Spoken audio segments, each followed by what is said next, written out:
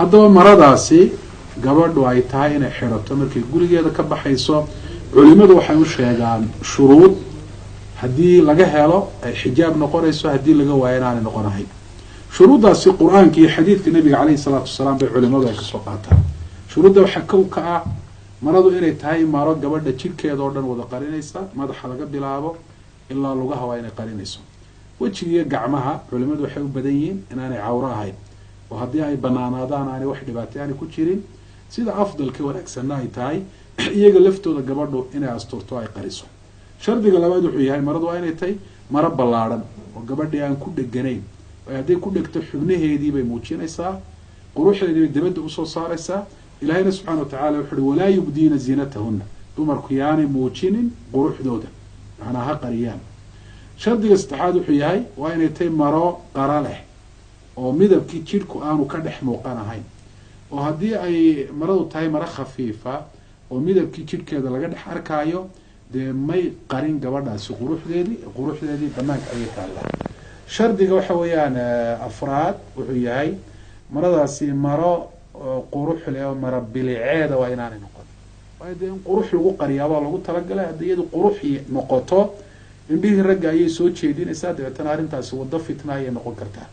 shardiga shanaad wuxuu yahay waa in maradaasi aanay u ekaan maryaha dumarka gaaladu ay xidhaan ee dhaqan ahaan iyaga gaar u ah ama diin ahaanba ay u xidhaan waayo ma banaano qofka muslimka ahay gaalada inuu ekaado waxyaabaha iyaga diin u ah ama dhaqan iyo caadiyaga u gaara inuu uga ekaadaa mid banaan maaha shardiga lixaad wuxuu yahay waa inaanay maradaasi maryaha ragga waa inaanay shabihin oo tusaalahaan gabadhu da hadday xidhato surwaal ballaadhan oo asturaaya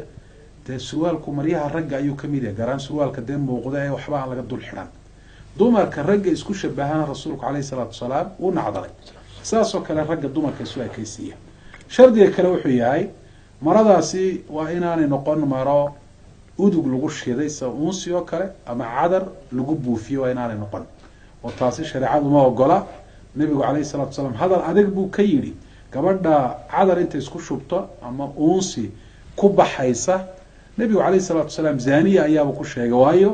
ficilkeedaas ayaa sabab u noqonaya arrinka xataa sheegayso arrinkaasi mid loo ogoliyay maaha marka marada haddii shuruuddaa laga helo xijaab bay noqonaysaa siday u tolan tahay siday doonaysa waxa weeyaan ha noqoto si gaaro shareecadu ay tidhi ha loo tolo kolley oo ay si gaara u xadiday oo ay u cayintay ma jiro